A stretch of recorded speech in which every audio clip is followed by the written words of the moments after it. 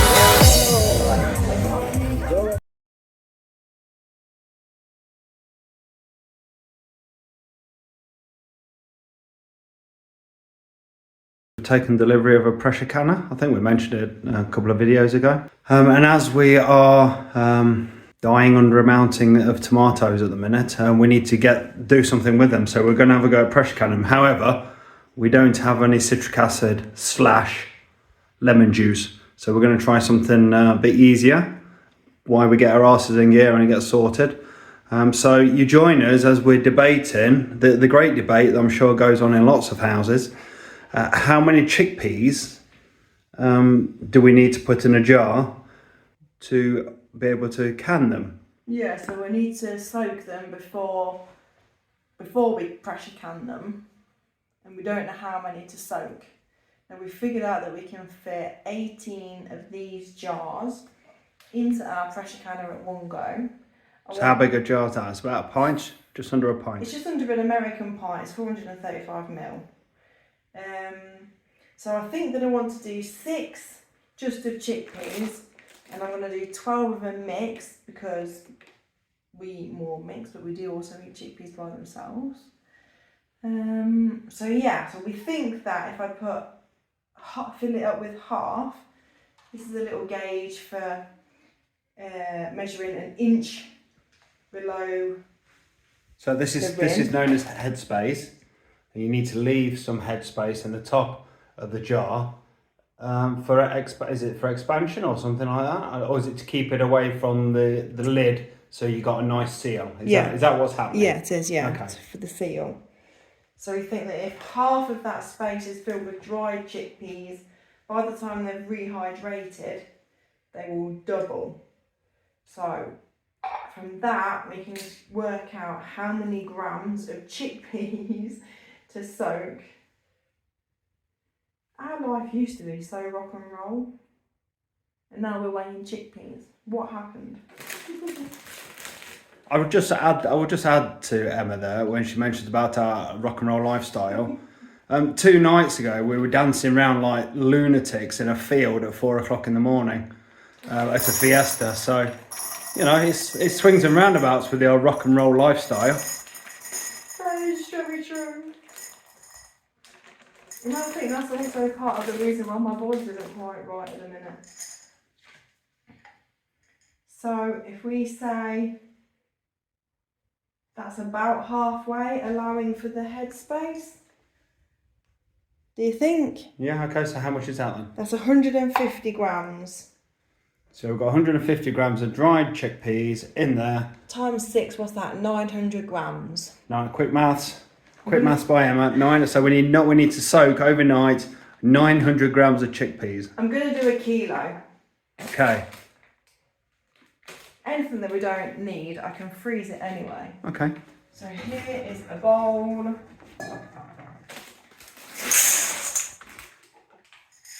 That's a kilo bag. 1 down. Are you weighing them, or do you know how much is in there? It's a kilo bag. It was a brand new bag. Was it? No, it wasn't actually. It wasn't a new bag at all. No. So this is why things fail.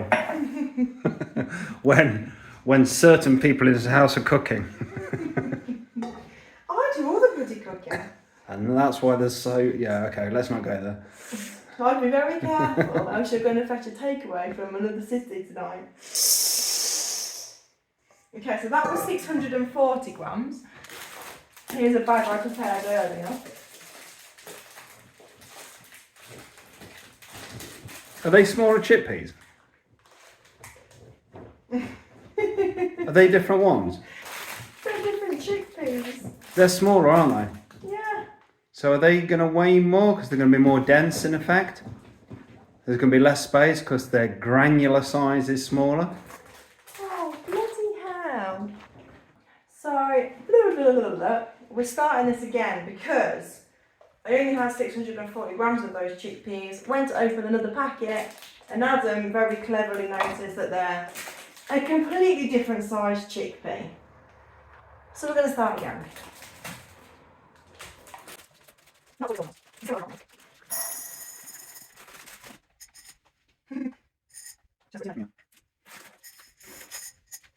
Perfecto! Right, How much is in there? 140 grams Oof. times 6 is 840. Yep. Yeah? Mm-hmm. Sorted. Right, 840 grams. Are you still going to do a kilogram? Shall I still do a kilogram? Well, that was what you said on the other one. Well, that was 900. 840. I'll still do a kilogram. So that should give us, how many was it? Six jars. Yeah. 6 jars, okay. Happy days. So we're going to soak those overnight and we'll come back tomorrow and see if that actually fills up 6 jars or not. Well, it will fill up 6 jars. Have we over-egged it? Is it too much for 6 jars? Are you going to do your other beans as well? Lots of questions being rapidly fired at you. Go. I am going to do the other beans as well, but this is slightly more complicated because I'm going to do a mixture of different beans and they're obviously all different sizes. Okay, what we're going to do, we're going to stop the camera now and Emma's going to think about her strategy on how she's going to do these beans. And I'm still going to do it wrong. Okay, we've discussed bean pouring strategy, or bean proportion strategy, I should say. Emma, what have you come up with? I've decided that the bigger chickpeas were 150 grams. These are all that sort of ish. We're going to assume that it's going to be around 150 grams. These beans are slightly smaller, so I want slightly less weight of them. So we've got 4 different types of beans. The 3 bigger ones, I'm going to do 40 grams of each, and these ones I'm going to do 30 grams. That's going to add up to 150. It's going to be perfect. Watch this. It's going to be half a jar. It's going to be perfect. The viewers are literally on the edge of their seats in anticipation.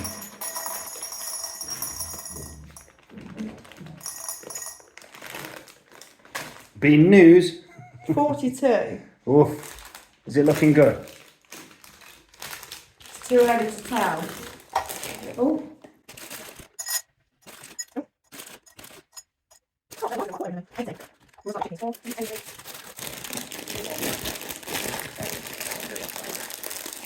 This is like being in the cinema, isn't it? When somebody's rustling crisps and undoing sweets behind you. I was just thinking that we could have made this an ASMR video if I weren't jibber jabbering.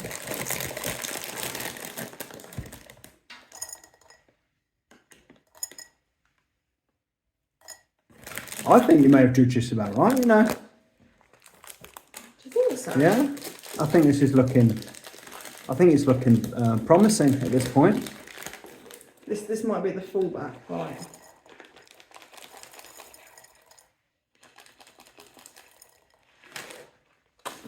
So that's your 150 grams, is it? Yeah. It's 150 grams. You can tell me, you're at the right angle. What do we think?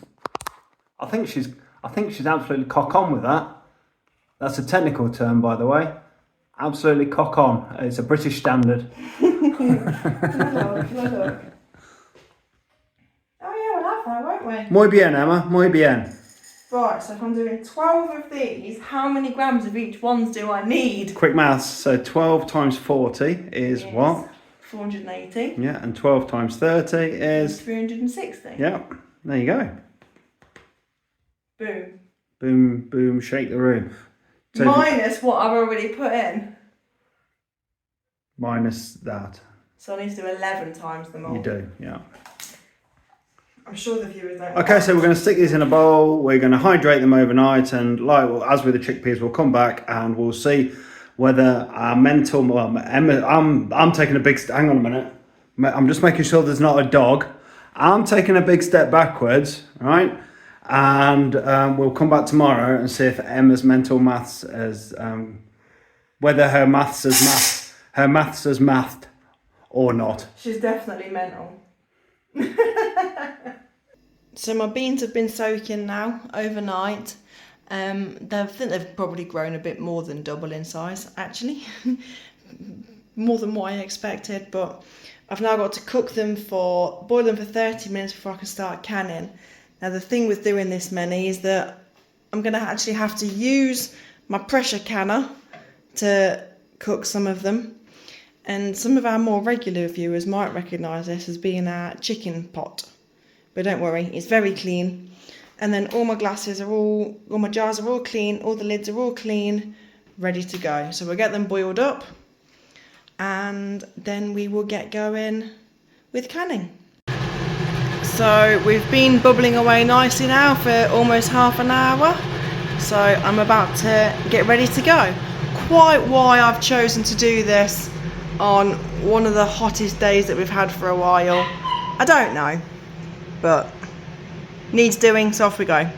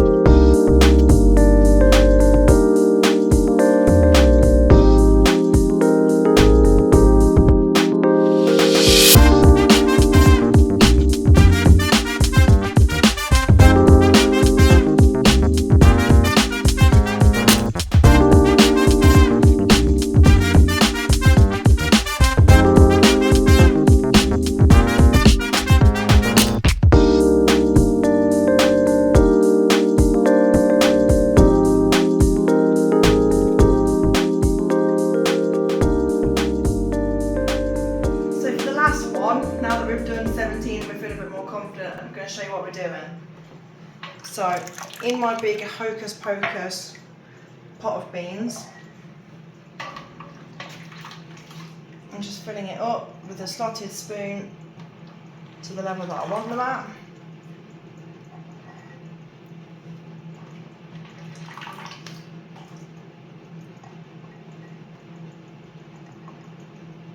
Just about there. Might be a bit too much actually. She says, done 17 and I feel confident. Now I'm going to top it up with the cooking water, which looks very grimy, and that's because we've got a mixture of all different beans in there. So this has come out of them little black beans. But we're not bothered about what it looks like, and it won't affect the flavour.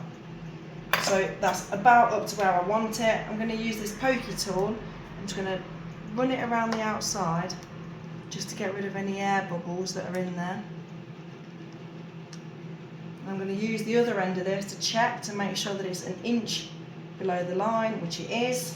And I'll make sure there's nothing on the, what's that called?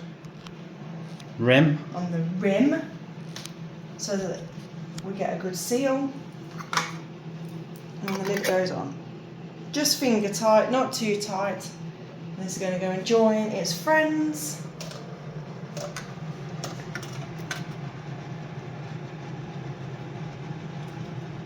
In here. There we go.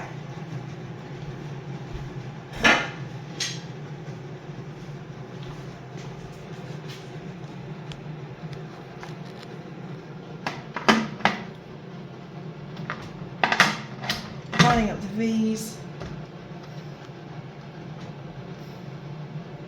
Closing the lid. Now I'm going to turn the heat on for high now. When I start seeing a steady pressure of steam, a steady flow of steam coming out of here, I will leave it for 10 minutes, put a weight on, and then we'd start our timing. So we may have had a slight miscalculation. And I'm saying we, because I am including Adam in this, even though he took a giant step backwards and decided that he was going to have nothing to do with this. We actually ended up doing 8 jars of the chickpeas, thinking that we were nearly at the bottom of them, and clearly we were nowhere near the bottom of them. So just recap your thinking. What did you do yesterday? So we did 140 grams of chickpeas per jar and 140 grams of mixed beans per jar. Thinking they were double in size. Yes. So going forwards, probably they've more than doubled. Look. More than double. So going forwards then, so instead of 150 grams, we'll probably need 50, 60, 70, something like that? I think I'd do 70. 70? Yeah. 70 grams per jar next time. Yeah. Well, let's look on the bright side. We've got chickpea and bean curry for the next 3 weeks, by the looks of it now. Well, I've now got to actually pressure cook these, or cook them on the stove now for a good couple of hours, so that they are edible. That's the beauty about pressure cooking. So you might wonder why on earth we're going to this effort, especially today when it's super hot. But with dried ones, you either have to pressure cook them, which we've not got. We've not got a small normal pressure cooker, or you have to cook them for like 4.5 hours. When you want a quick meal, no one's got time for that. So by boiling them for 30 minutes and then going through the rigmarole with the pressure cooker, it means that they are then going to be edible once we do want to take one out of the pantry that we're going to build. So that's why we're going through it. So yeah, if we do want chicken curry, I better get these on another hob, ready to cook for bean curry tonight. So we've been steaming now for 10 minutes. So I'm going to put the weight on there. Now this should pretty quickly bring the pressure up. There we go. Pop's just popped up. That tells me there's now pressurised. So we're waiting now for this dial to get up to the 11 mark. Once it gets there, I will maintain it with the heat, and then it's a case of waiting for 75 minutes, and then they're done. So we'll see you in a little bit. So the hour and 15 minutes is now up. We've all suitably melted. I've turned the heat off and the pressure is now going down. I have to wait for the pressure to go completely back down to 0 and for it to cool down before I can take them out and let the actual jars cool down. So I don't know how long this will take, but I shall let you know. So it's been almost 24 hours and we've had lots of pops and dings initially, and a few of them bubbled for quite a while after, but now they're all done. So the tops of them, I'm not sure whether you'll be able to see on the camera, but it is indented in, and the poppy button in the middle no longer depresses, apart from on these two. So we're not sure what we did wrong with these two. We're not sure what the difference was with these.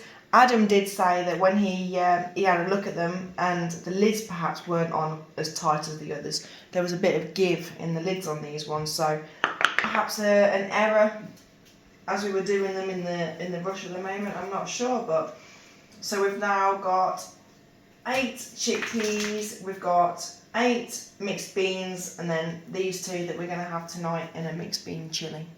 But yeah, I think for our first ever go at doing anything like that, I think that was a real success. So we've decided that the next project for the canna is that we're going to give a Galician caldo a go. So every time we eat a chicken on a Sunday, we always save the bones. They've all been put in the freezer. So this is about half of our chicken carcasses. So the first thing that we're going to do is we're going to chuck them in our big pot with some water, and we're going to boil them so that we can get all of the meat off it. So that's the first thing that we're going to do. Annie's going to help you, by the looks of it. Do you want some chicken bones? Of course he does.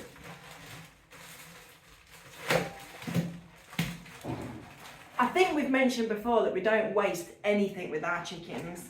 The dogs get all of the innards that they're allowed to eat. It's obviously parts that aren't edible, and then even the chicken feet, we dehydrate them, and the dogs have them for a little treat every morning.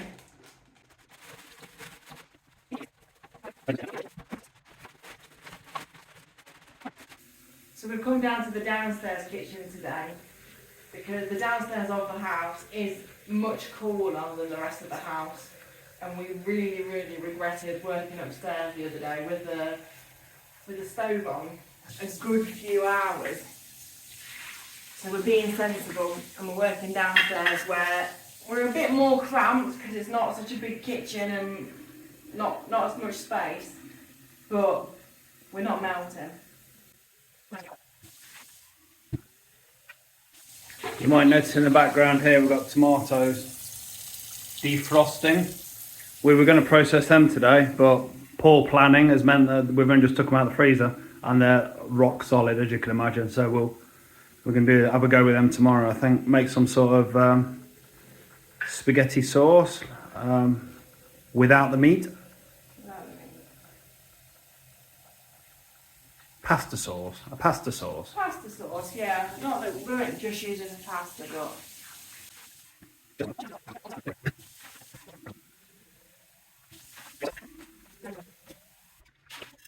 So the pot's on, we filled it up with water. Well, we've covered the bones with the water. That's all that it needs.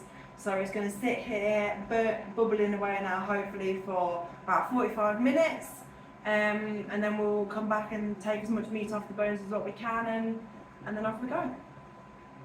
Okay, so the chicken bones have all boiled up, leaving this lovely looking stock. And now it's just the matter of getting burnt fingers to get as much meat off of the remaining carcass. Just going to let it cool down a bit. Okay, so we've taken all the bones out of the stock and picked all the meat off. So there's the pile of bones that are left. 2 piles of good meat, which is going to go back into the stock once it's cooled down and we've skimmed the fat off the top of it. And some dodgier looking meat, the brown stuff and stuff that's a bit taggy. Skin and bottoms and stuff. That's all for the dogs. So we reckon this was 8 carcasses. So it's a decent bit of meat left on there, isn't it? I guess that perhaps would normally be thrown away. But anyway, we're going to go out and go and dig some potatoes and prep other ingredients ready for the caldo. We'll be back shortly. Hello, so it's the next day. We left the chicken stock to cool overnight so that the fat sort of settled on the top. It took absolutely hours for that pot to cool down. It was incredible. We just kept sort of going back to it like, is it cooled down yet? No, still not touchable. But this afternoon we came back to it and yeah, it was still a little bit warm. But we've managed to take the fat from the top. We've heard not to can animal fat because it can go rancid after 6 months, and we don't know when we're going to eat these, probably not until the winter, so not worth the risk. Not wanting to waste anything, the dogs have had that this afternoon on some dog biscuits. Adam calculated how much stock we actually had left in the pot, and we think it's about 15 litres. that's way too much for a caldo. So we made the executive decision to turn half of it into just pure chicken stock to add to recipes for the future. Maybe I'll make some gravy with it, add it to chicken pasta dishes, that kind of thing. So we've currently got half of the stock that we made yesterday warming back up again, ready to be jarred purely exactly as it is, and the other half I am going to turn into a caldo. So that's the one warming up for just for pure chicken stock. This is the one that I'm going to turn into a caldo. So what I need to do first is I'm going to add something called unto, and it's not anything I've ever heard of before, but it's pure pork fat. I'm going to boil up some chorizo in it, and you only do this for the flavour. This doesn't stay in, so it just boils up for half an hour to take the flavour out, and then I will add these into a pasta dinner tonight, which will be lovely. And then these are potatoes that we've dug out of the garden that I'm going to peel and add them to it as well. So this is my next step. So the chicken stock's cooling down. That's done its 25 minutes under pressure. Just waiting for that dial to get down to 0 and this little safety cap to drop down. That means it's safe to undo. In the meantime, the caldo that Em showed you earlier, I'm just going to start prepping that. I'm going to get the chorizo out and the unto. So the unto will go straight into the bin because that's served its purpose now. And the chorizo, we're going to have pasta tonight. We're going to have pasta tonight, so the chorizo will be chopped up and go into the creamy pasta. So the taste and the flavour, some of the taste and the flavour, and a bit of colouring as well, has come out into the caldo. Yeah, so it's quite a thrifty way of cooking and getting the taste of the chorizo without actually using it. Okay, so we've had a bit of experimentation with the first one, with how much ingredients we're putting in. So we've decided that we've got how much potatoes going in, Em, in each 135 grams. 135 grams of potato, which I've just fished out of here. I've had a sneaky taste of it, and it has the taste of Galicia about it, which is always a good sign when you're making caldo, I think. So then we're having more beans on top. An extra 50 grams. We decided that it looked a bit stingy. So how many grams in total is that then of beans? 150 grams. 150 grams in total of beans. As you can see, there's cabbage in there, the tall Galician cabbages. I don't think a garden is a garden in Galicia if it hasn't got a tall cabbage in it. And then we're just topping it up with extra chicken to finish the chicken off. So there'll be 130 grams. So 130 grams of chicken. And then I am, at the minute, we're just putting 3 ladles full of the broth in there. So this is chicken stock, which has been boiled with unto and chorizo, Spanish chorizo. We just put, the reason we're only putting 3 ladles in at the minute is because if we run out, we're going to top it up with ordinary water.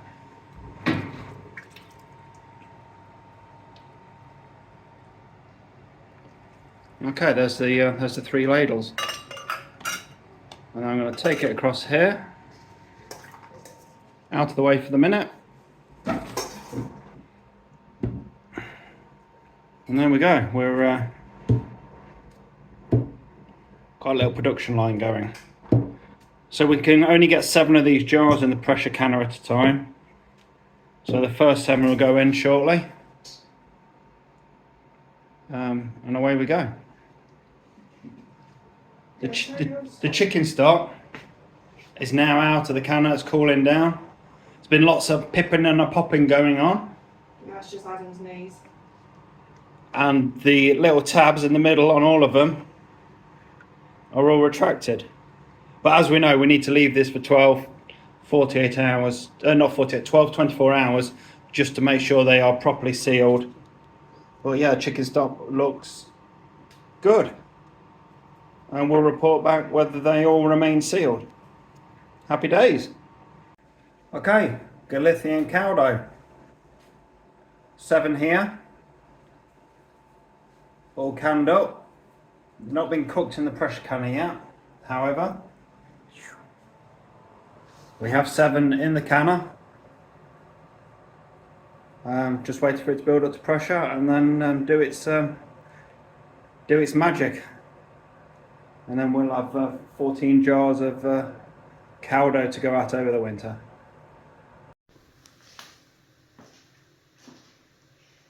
So I've done all the canning that I can do now for this week, not from lack of ingredients, let me reassure you, but from a lack of jars. So I finished the 14 jars of caldo that we've made. We've tried to make it a traditional Galician caldo. We're actually going to have one of these for lunch today.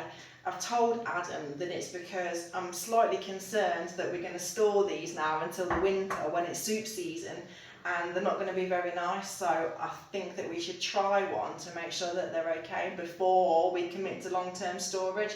Secretly, it's actually because whilst I was making this, the smell was so incredible that I just really want to eat one.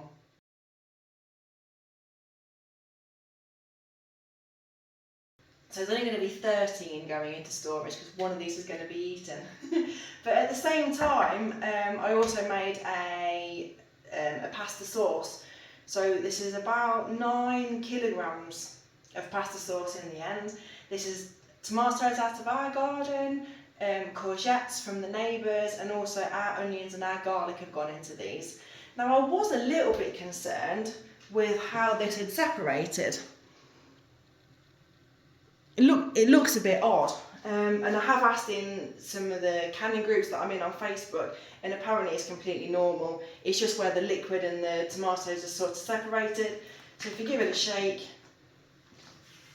and it just goes back to normal tomato sort of pasta sauce. So we actually had some of this last night in pasta with the leftover.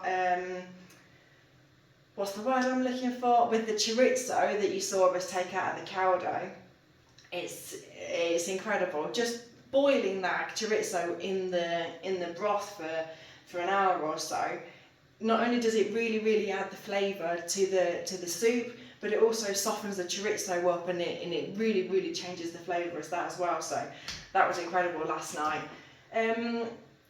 I mentioned that we ran out of jars. This is why you can see that I've had to use some old mayonnaise jars. Now, from what I've read, these don't have the dimple top that these have got to show that they're sealed properly. I read that if you use something hard to put on the top to make sure that there's a gap, which I'm not sure that I'm going to be able to show you on camera, but there is a gap there. You can just about make it out. That means that it's sucked it down, it's vacuum sealed, it is sealed. And I believe that advice, but I'm new to canning and don't 100% trust that they're now as sealed and will last as long as what these ones are. So we will eat these ones first. So yeah, I'm going to put some labels on these now. I'm going to go and put them in the bookshelf in the room next door. And then I need to get the actual cold storage ready. But if you've enjoyed watching us doing these recipes this week and learning as we went along with how to use the canner, and you would like to see more and find out what else we're doing with our vegetables out of the garden, then leave a comment below and let us know, and then we will show you more if you want, or if you're bored of it, also please tell us and we won't bore you with it again. Thanks.